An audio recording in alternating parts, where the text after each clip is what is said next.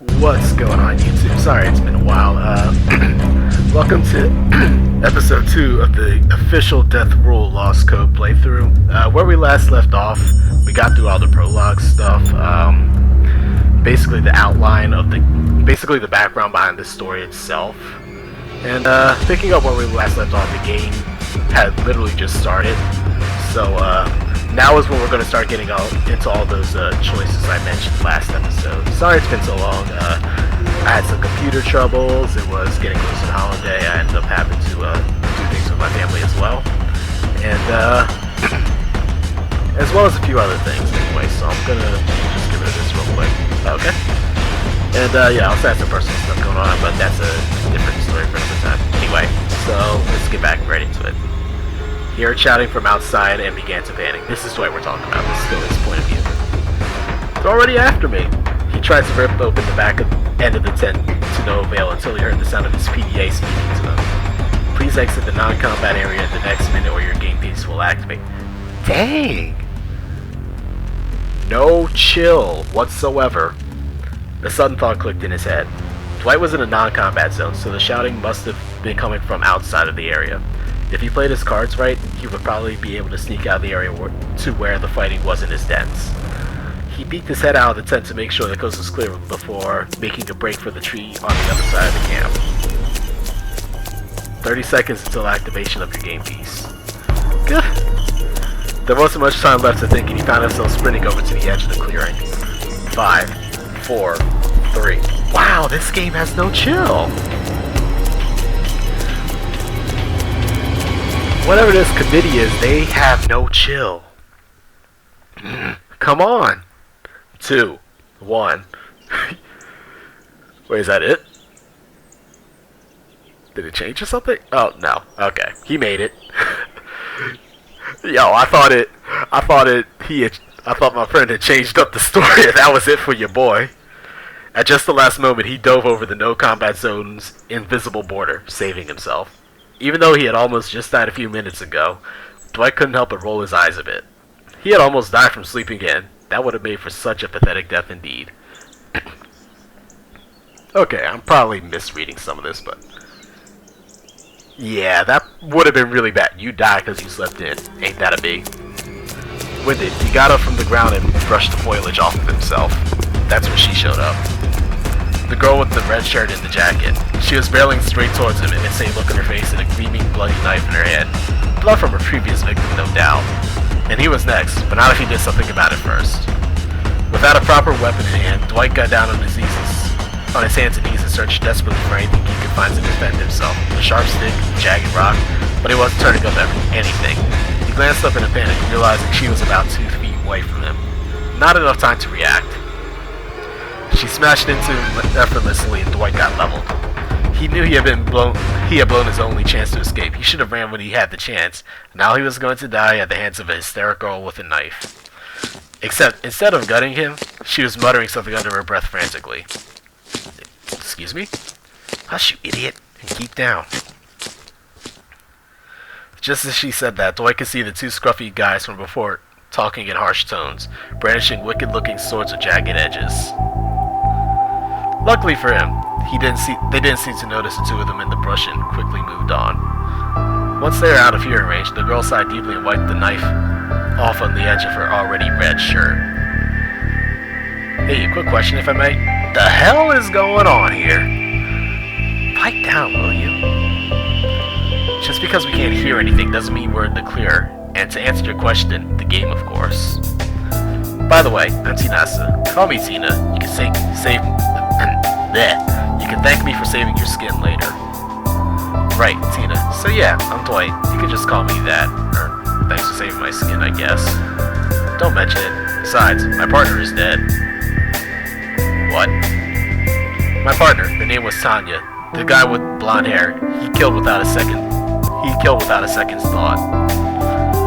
The thought of that chilled Dwight to it. Well, sure, the guy had been harsh, but Dwight wouldn't have pinned him as the murderer type. Wait, why is your knife all bloody then? What do you think? It's because he came after me next. He had me pinned to the floor, and before he could do anything to me, I took this knife out and stabbed him in the leg. Once he got off of me, I took off. That's when I found you. Now come on, Let's get to some cover. He wasn't going to question this girl's generosity anytime soon. Then again, what choice did he have? She was armed. The last thing he needed was to pick a fight with somebody holding a knife. By the time the two of them stopped walking, they seemed to be in the middle of nowhere. Dwight checked his PDA and saw they were actually very close to a food cache. Alright, this is where we stop. Tina sat down on a stump and began to clean the other sides of her fingernails with her knife. That is so nasty, I'm sorry. But we're... Dwight caught himself just before he considered they were close to a food cache and remembered what he had told himself earlier. Yes? We're what now? We're in the middle of nowhere. Oh, are we? Did we ever occur to you that just maybe I started off in this wretched game near here, waking up in the middle of the forest? That's maybe I know there's a food cache nearby and a river too? Something about her calm attitude caught him off guard. He could swear something was amiss, but he couldn't put his finger on it.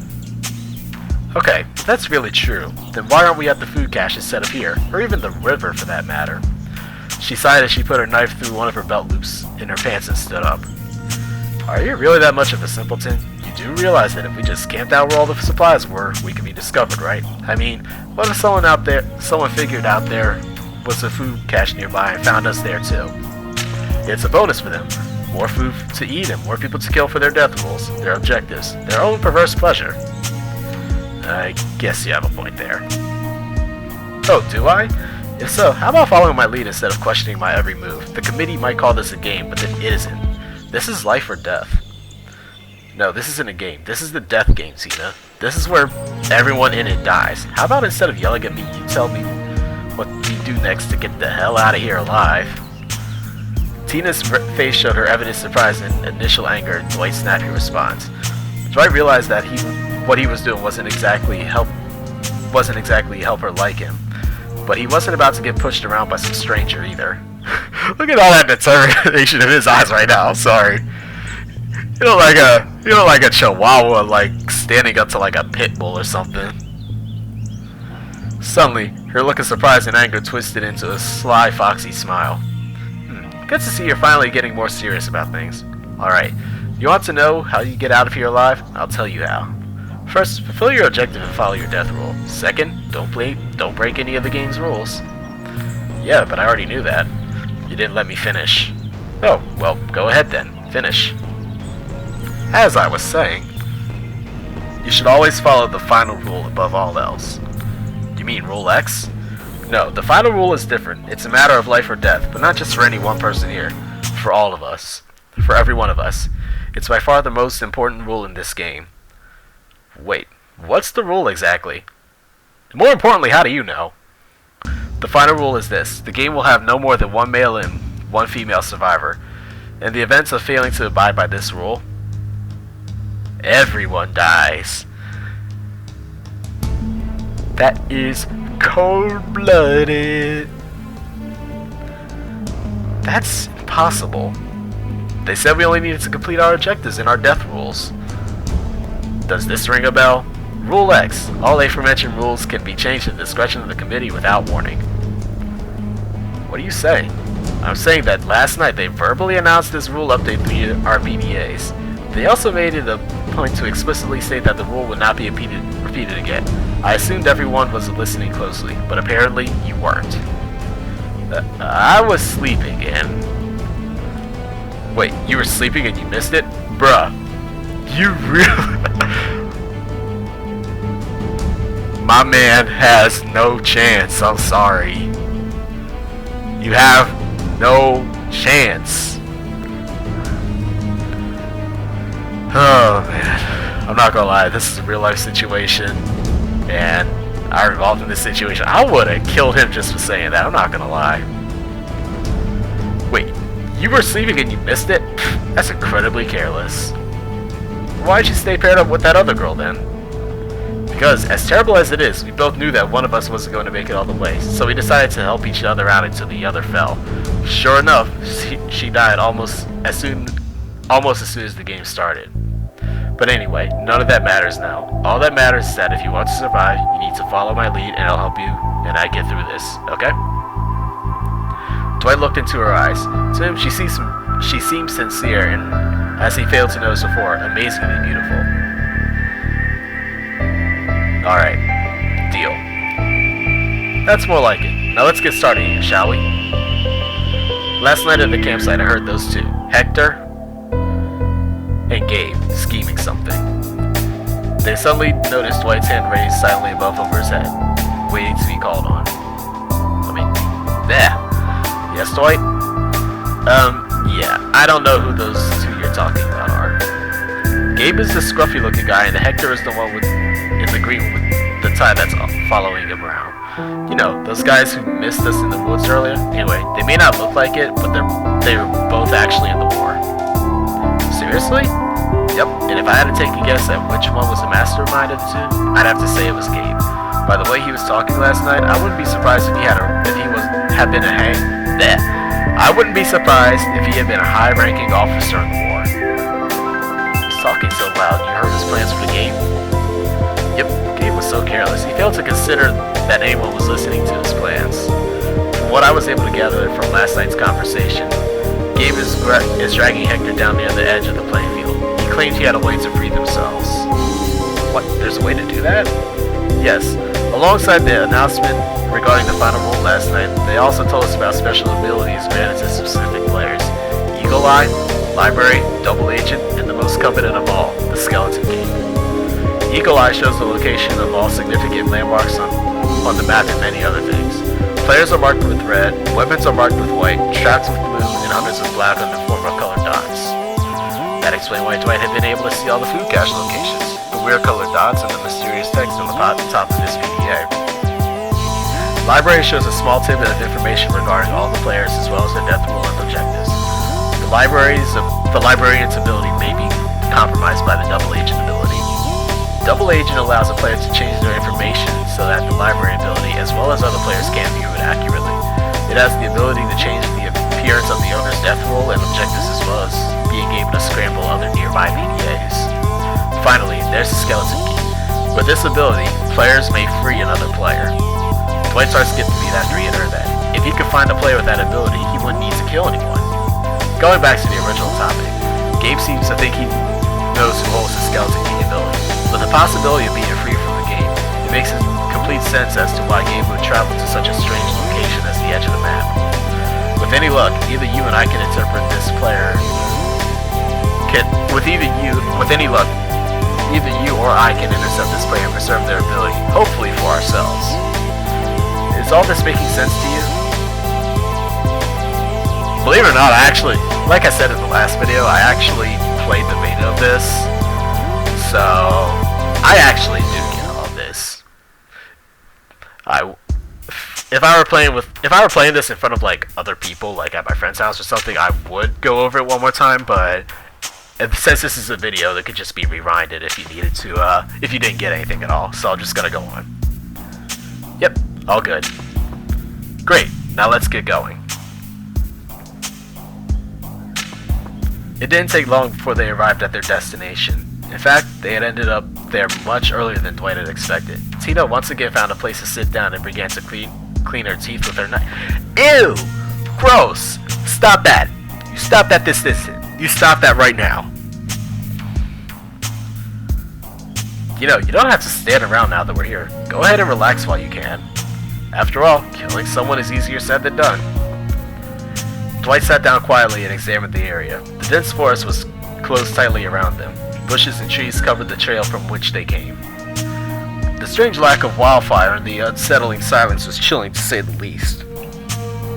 Before he knew it, the sun had already begun to set, and an eerie crimson glow had begun to cover the treetops. Dwight pulled out his PDA from his back pocket and, using the new information on his Eagle Eye ability, began to re-examine the playing field.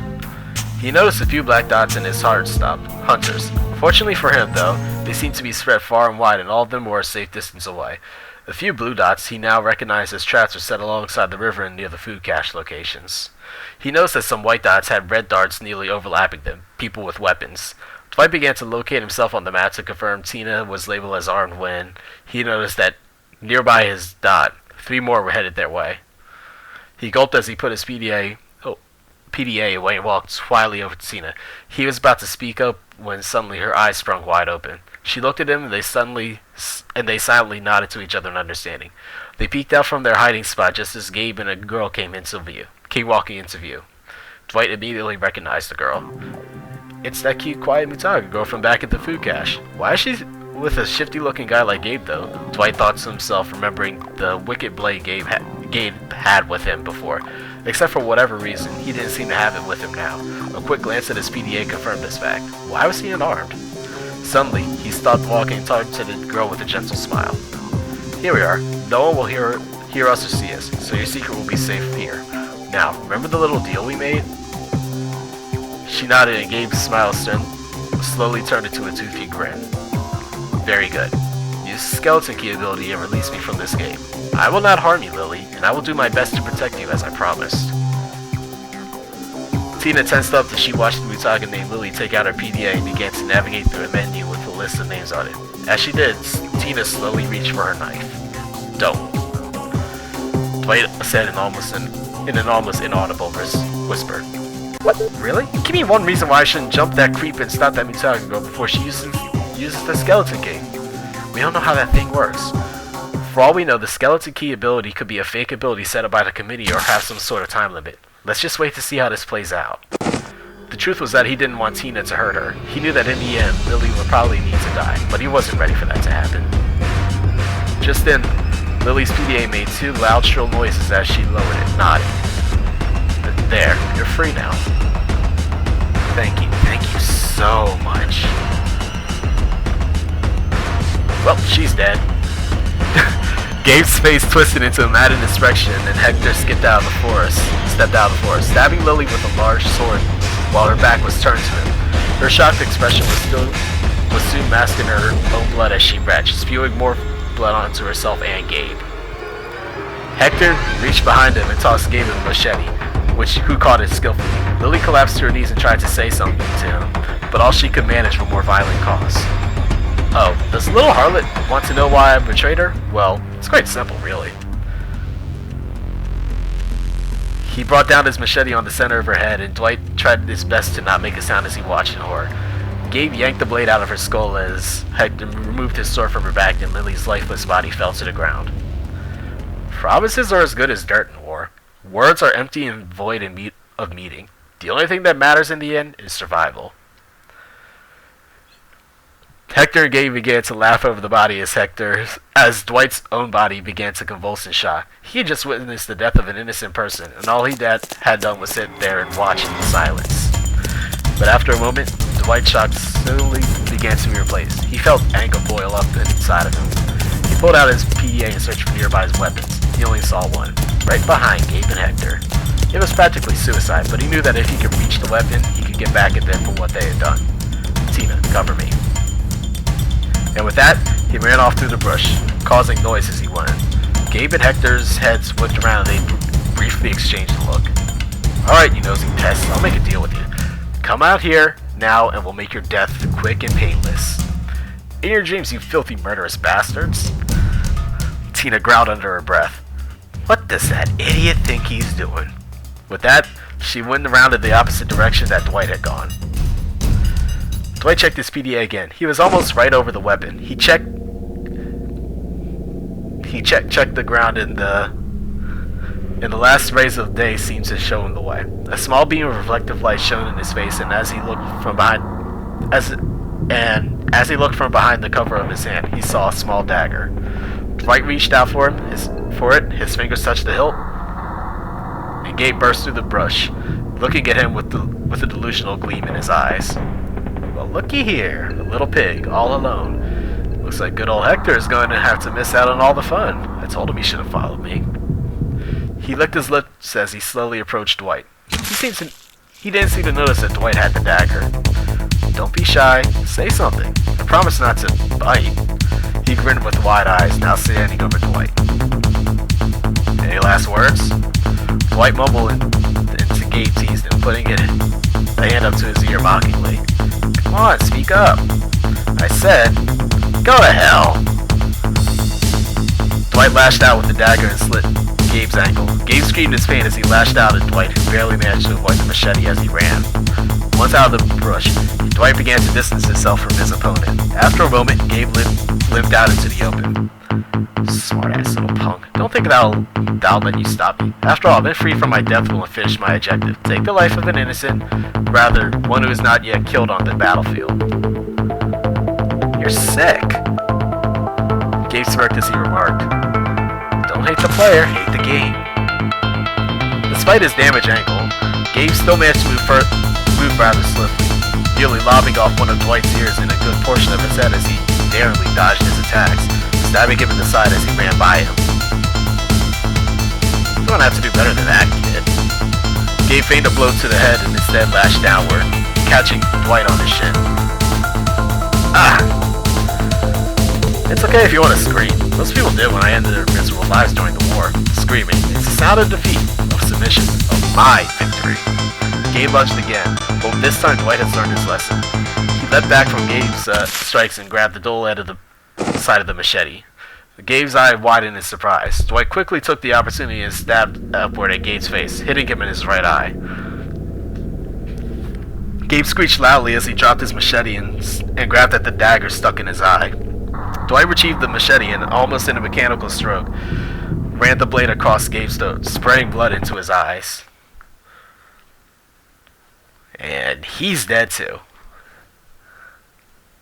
Only when Dwight had wiped away the blood and looked at what he had done did he realize the full horror of his actions. Even though this man had tried to kill him, Dwight still found himself fighting back a sob. He felt a large lump form in his throat. Unfortunately, Dwight was not going to be able to come to terms with his actions just yet. "Hey, you little bastard, I saw what you did." Dwight turned around and saw to see Hector holding a massive sword toward him, only about 50 feet away. That's when Tina came into the picture. Suddenly, her knife had appeared in the side of Hector's arm and he cried out in surprise and pain. Tina herself then exploded from a nearby treetop and she landed on the balls of her toes, rolling forward and grabbing her knife before kicking Hector hard in the face. Disoriented, Hector stumbled back there, gripping his bleeding nose. You little... That was the last either of them saw of Hector.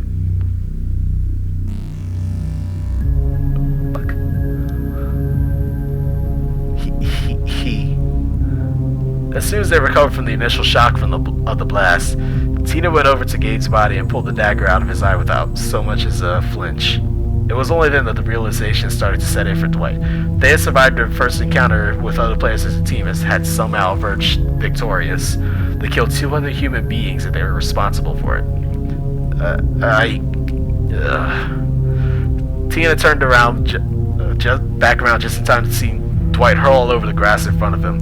After he was through with that, Dwight breathed deep and shallow breaths, his arms shaking slightly as he forced himself not to collapse right there on the spot. Just sitting there isn't going to help. Tina called to him with a flat tone in her voice as she wiped the dagger off on her skirt, admiring the slight curvature of the blade. Stand up and walk around. Get your mind off of things. Hell, I don't care if you go and stare at your PDA if it'll help us get us moving fast. Now come on, get at it. Dwight was taken aback by Tina's seemingly calm mannerisms. Wasn't she bothered by the fact that she had just killed someone? Yet, when he looked into her eyes with disbelief, her eyes gazed back at him, stone cold and unmoving. Well, Dwight took a deep breath and forced himself to stand on his shaking legs. She was right. He had to get his mind off of things. When Dwight pulled out his PDA and inspected his death roll, what he saw confused him. Hey, Tina. Yeah? Part of my death rule was to kill someone who had finished their objective. But killing Gabe doesn't seem to have affected that. Indeed, Dwight had killed Gabe, but that hadn't counted as someone who had finished their objective. I guess the skeleton key ability failed, assuming it was even real in the first place. It seemed real enough. Lily's PDA had a menu with all the names of the players on it. Well, either way, it looks like it's gone now, wasted by Gabe's hasty course of action. Enough dwelling on the past. Let's get to somewhere safe and plan out our next move. As they both walked through the woods, Dwight lagged behind. He blamed it on his shin, but he knew the real reason was far from that.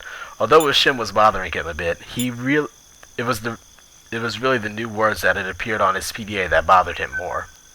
Somehow, Dwight had inherited the skeleton key ability. And that's a great place to pause this video for the time being. Once again, I'm sorry it's been a while. Like I said, had some trouble earlier. Had some, like I said, computer trouble, personal issues. Haven't really been feeling as well as I should be. So that definitely delayed the takeoff of this channel. But hopefully now that I'm back into it, I'm going to be able to upload more consistently than I have been. So once again, sorry about that. Yeah, this is going to be the end of this video. Hit that subscribe button.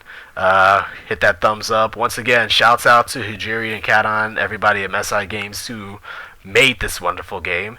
And I'll see you guys next time.